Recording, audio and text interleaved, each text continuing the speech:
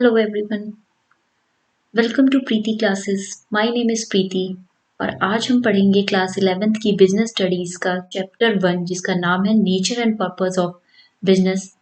ये आपका लेक्चर 1 रहेगा जिसमें मैं बेसिकली आपको ये बताऊंगी कि बिजनेस क्या होता है। ठीक है, क्योंकि ये पूरा देखा जाए तो बिजनेस स्टडीज ये पूरा सब्जेक्ट ही किसके ऊपर बेस है, बिजनेस के ऊपर बेस है। तो हमको इस कॉन्सेप्ट को जानना बहुत जरूरी है। ठीक है, तो सबसे पहले देखते हैं बिजनेस क्या होता है। ठीक, तो बिजनेस का अगर आप ध्यान से देखेंगे तो इसमें आपको एक वर्ड दिखेगा। ठीक है, एक वर्ड आपको इसमें दिखेगा, क्या वो है?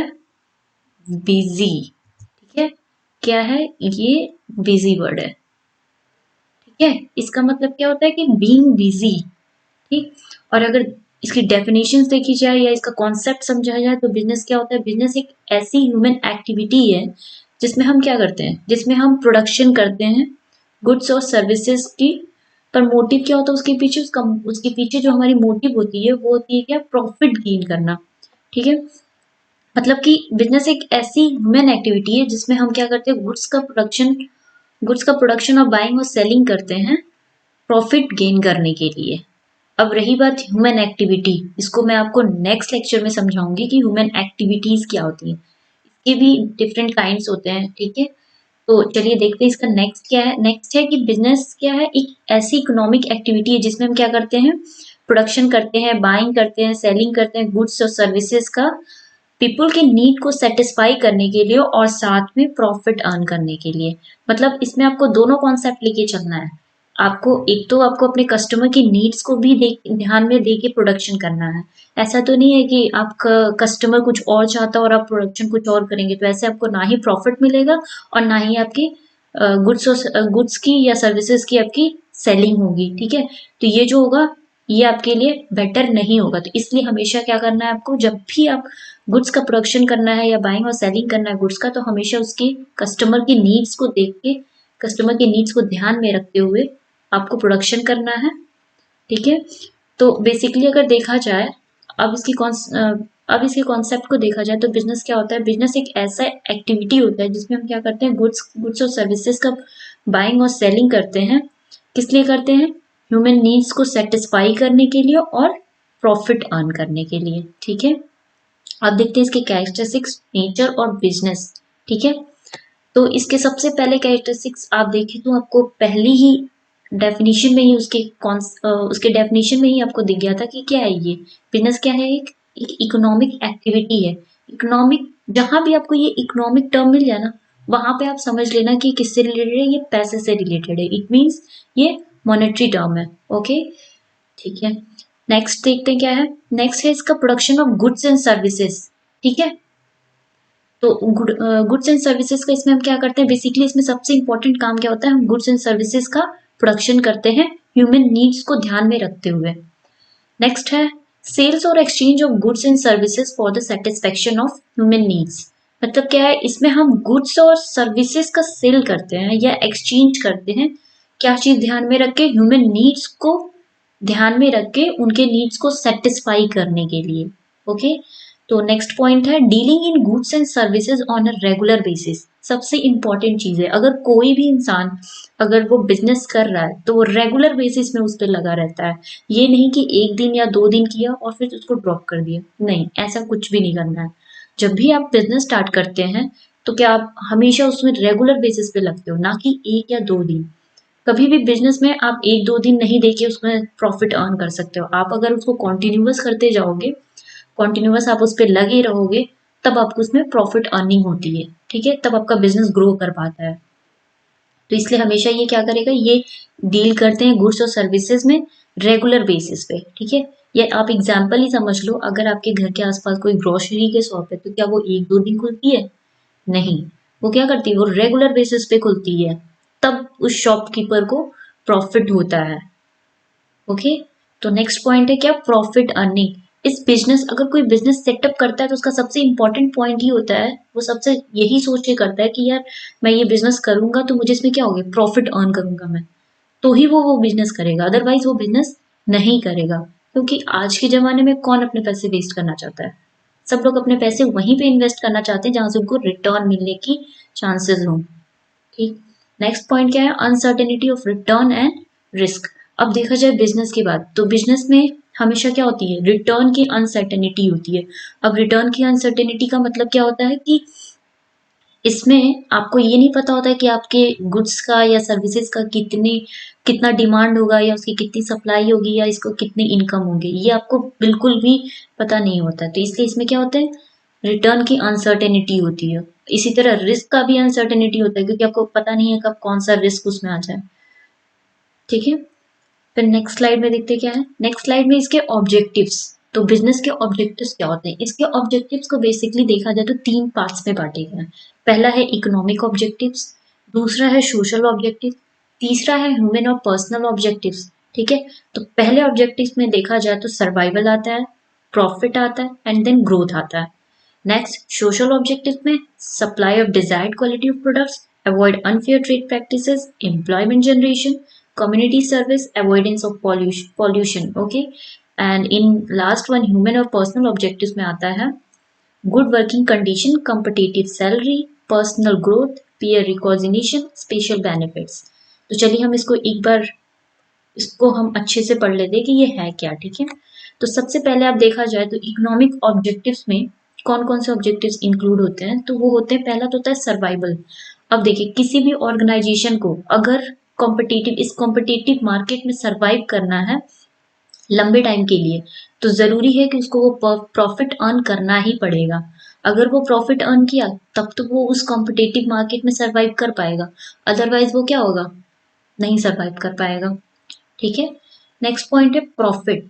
देखिए अब कोई भी बिजनेस क्यों सेटअप करता है, कोई भी बिजनेस डालता है इसलिए डालता है ताकि उसको प्रॉफिट अर्निंग करनी है। ठीक है।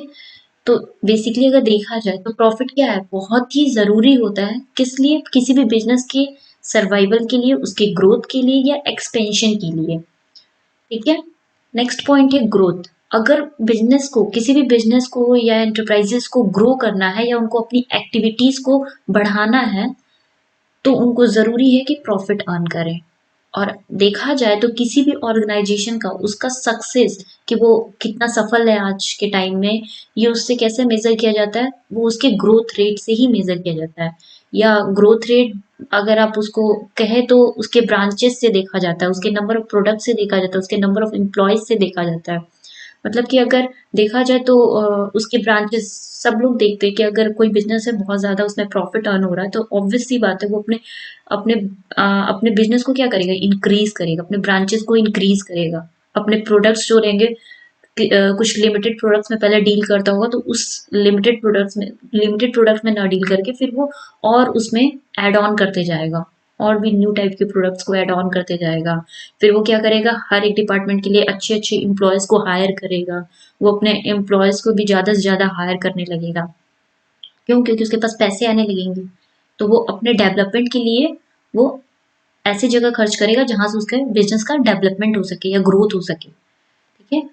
नेक्स्ट है आपका सोशल ऑब्जेक्टिव्स। सोशल ऑब्जेक्टिव्स में देखा जाए तो पहला है supply of desired quality of products. It means कि कस्टमर हमेशा उसी प्रोडक्ट्स को बाई करना चाहता है जो उसको क्या करे, सेटिस्फाई कर सके, और क्या हो, दूसरी चीज सबसे इंपॉर्टेंट चीज कि उसको रीजनेबल प्राइस पे मिले। ठीक है। अगर सही दाम पे उसको ऐसी प्रोडक्ट मिल जाएगी जो उसके नीड्स को सेटिस्फाई करेगा, तो वो क्या करता है, वो तुरंत उस प्रोडक्ट्स को परचेज कर लेता है। अब कंज्यूमर गुड्स, इसमें देखिए कंज्यूमर गुड्स क्या होते हैं, कंज्यूमर गुड्स होते हैं जैसे कि स्कूटर, रेफ्रिजरेटर। ठीक है। मतलब कि ऐसे जो मीन ड्यूरेबिलिटी के होते हैं उनको हम क्या कहते हैं, कंज्यूमर गुड्स कहते हैं। अब देखा जाए तो प्रेशर कुकर, गैस सिलेंडर, ये सब क्या होते हैं, मीन सेफ्टी के होते हैं। मतलब ये सेफ्टी इसमें ध्यान दिया जाता है ज्यादातर, कि हाँ अगर हम ये प्रोडक्ट ले रहे हैं तो ये ISI प्रमाणित है कि नहीं है, ये सारी चीजें हम देख के तब उस चीज को परचेज करते हैं। फिर नेक्स्ट है, अगर हम पल्सेस या स्पाइसेस या मेडिसिन खरीदते हैं तो हम क्या देखते हैं कि उसकी प्योरिटी देखते हैं कि यार सही है कि नहीं है ये। नेक्स्ट टॉपिक है avoidance of unfair trade practices. तो देखा जाए तो आज के टाइम में हर जगह ब्लैक मार्केटिंग होती ही है, ऑल्ट्रेशन होती ही है, ओवर चार्जिंग होती ही है। ठीक है। अगर अब कहीं और ना सोचे, यही देख लें आप कि इस कोरोना के टाइम में, इस पैंडेमिक के टाइम में लोगों क्या किए थे, लोगों की मजबूरियों का लोग फ़ायदा उठाने लगे थे। मतलब आप नॉर्मल सी शॉप पे जाते थे तो जो जो आपको एक छोटी-सी चीज़ जो आपको ₹5 में मिलती होगी, वो उन्होंने रेट बढ़ा के अपने से ही उन्होंने रेट बढ़ा के उसको ₹6 ₹7 कर दिया था। मतलब अपने मन के पैसे उन्होंने लिए थे उस टाइम, ठीक है? तो ये चीज़ें बिज़नेसमैन को अलाउ नहीं होता है करने के लिए। ये अगर वो करते हुए पकड़े जाते हैं तो एक तो उनकी रेपुटेशन जो है वो भी डाउन होगी, दूसरा उनको लॉ के अंडर में उनको पनिश भी किया जाएगा। और जो पनिशमेंट हो सकती है वो उनको या तो फाइन देने के लिए हो सकती है, या तो उनको जेल हो सकता है, या हो सकता है कि उनको वो दोनों ही पनिशमेंट मिले। ठीक है, तो इसलिए बिजनेसमैन को चाहिए कि वो अपने सोशल ऑब्जेक्टिव्स को अर्निंग प्रॉफिट के प्रैक्टिस में ना ध्यान दें। मतलब कि वो ऐसी चीजें ना करें, ऐसी अपने प्रॉफिट को मैक्सिमाइज करने के लिए ऐसी चीजें ना करें जो कि लीगल नहीं है, ठीक है, जो कि इलीगल है, ऐसी चीजें वो ना करें, ठीक है। इलीगल चीजों को उनको नहीं करना है, लीगल चीजों से ही उनको अपनी प्रॉफिट अर्निंग करनी है। नेक्स्ट है एम्प्लॉयमेंट जनरेशन। हमारे अगर देखा जाए तो हमारी इंडिया की सबसे बड़ी बड़ी प्रॉब्लम क्या है, अनएम्प्लॉयमेंट होती है। तो हर एक बिजनेसमैन को चाहिए कि वो कुछ एम्प्लॉयमेंट अपॉर्चुनिटीज को क्रिएट कर सके, ताकि हमारी जो कंट्री है वो इस प्रॉब्लम से थोड़ा सा बाहर तो आ पाए, ठीक है। थोड़ा बाहर आने के लिए हर एक एंटरप्रेन्योर को, हर एक बिजनेसमैन को चाहिए कि वो कुछ एम्प्लॉयमेंट जनरेट करे। इससे हमारी कंट्री जो होगी वो डेवलप करेगी और जो अनएम्प्लॉयमेंट की प्रॉब्लम है वो भी शॉर्ट आउट होगी, ठीक है। नेक्स्ट प्रॉब्लम है क्या, नेक्स्ट है नेक्स्ट टॉपिक है सोशल सर्विस और कम्युनिटी सर्विस। अब इसमें क्या होता है, देखिए लार्ज बिजनेस जो हाउसेज होते हैं वो क्या करते हैं, बहुत से छोटे छोटे प्रोजेक्ट्स लेके चलते हैं। जैसे कि क्या करेंगे, जैसे बहुत अर्निंग होती है तो वो लोग क्या करने लगते हैं, वो कुछ सोशल सर्विसेज करने लगते हैं, जैसे कि चैरिटेबल डिस्पेंसरीज खोलना, फिर स्कूल्स खोलना, हॉस्पिटल्स एक्सेट्रा ये सब खोल देते हैं। और फिर जो बड़ी कंपनीज होते हैं वो तो सोशल सर्विस प्रोग्राम्स में भी हेल्प करती हैं, जो कि एनजीओज के द्वारा या फिर गवर्नमेंट ऑर्गेनाइजेशन के द्वारा चलाए जाते हैं, ठीक है। उसमें वो क्या करते हैं, एक तरह से वो उसमें लार्ज अमाउंट का फंड्स भी देते हैं in the form of donation, donation और चैरिटी के फॉर्म में उनको फंड्स भी प्रोवाइड करते हैं। नेक्स्ट है अवॉइडेंस ऑफ पॉल्यूशन। अब देखा जाए, सबसे ज्यादा देखा जाए तो इंडस्ट्री ही होती है जिसकी वजह से ये पॉल्यूशन होता है। सबसे बड़ी प्रॉब्लम ये पॉल्यूशन होती है, जो कहाँ से आती है, बेसिकली अगर देखा जाए तो इंडस्ट्री से ही आती है, ठीक है। क्योंकि इंडस्ट्री क्या होता है, वो अपने ड्रेन्स को और अपने वेस्ट को क्या करते हैं, या तो रिवर में ही डलवा देते हैं या फिर लेक्स में डलवा देते हैं, जिसकी वजह से हमारा क्या होता है, वाटर जो है वो पॉल्यूट्स होता है, ठीक है। तो जो और उससे यहाँ तक कि जो इंडस्ट्रीज से जो चिमनीज होती हैं, जो वहाँ की इंडस्ट्री जो इंडस्ट्रीज होते हैं उसमें से धुएं भी निकलते हैं, वो भी क्या करते हैं, वो भी हमारे एनवायरनमेंट के लिए, एनवायरनमेंट को भी हमारे पॉल्यूट करते हैं, बहुत ज़्यादा प्रदूषित करते हैं। तो हर एक बिजनेसमैन को चाहिए कि वो पॉल्यूशन को कम करे, ये उनकी सबसे मॉरल ड्यूटी होती है हर एक बिजनेसमैन को, कि वो आगे आके और उस प्रॉब्लम्स को सॉल्व करें। फिर हर एक बिजनेसमैन को ये भी चाहिए कि वो क्या करें, वो अडॉप्ट करें eco friendly, environment friendly techniques को यूज करके प्रोडक्शन करें, ताकि इससे जो वेस्ट मटेरियल्स निकलेंगे, कम से कम वेस्ट मटेरियल निकलेंगे, और जिससे कि उस वेस्ट मटेरियल को वो फिर से ड्रेन कर सकते हैं, फिर से उसको रिसाइकिल कर सकते हैं, और ये एनवायरमेंट को भी हमारे पॉल्यूशन से बचा सकते हैं। अब देखा जाए ह्यूमन ऑब्जेक्टिव्स, तो ह्यूमन ऑब्जेक्टिव्स में सबसे पहले है, अब कोई भी अगर इंसान, अगर किसी कोई भी एम्प्लॉय अगर किसी कंपनी में काम करता है तो वो क्या सोचता है कि उसे क्या मिले, सबसे अच्छा वहाँ का एनवायरनमेंट जो हो, वो अच्छा एनवायरनमेंट हो वहाँ का, ताकि वो अच्छे से वहाँ पे कंसंट्रेट करके अपना काम कर सके। दूसरा, उन्हें जो सैलरी और वेजेस मिले वो सही मिले, उनके कॉम्पिटिटिव कॉम्पिटिटिव कंपनीज के बेस पे उनको भी सैलरी या वेजेस मिले, ठीक है। उनको कोई गलत वेजेस ना मिले या गलत सैलरी ना मिले, जो जिसके कैपेबल वो हैं उसी के अकॉर्डिंग उनको सैलरी या वेजेस मिले। थर्ड पॉइंट है personal growth and development of employ by imparting training to employees and keep updating their knowledge.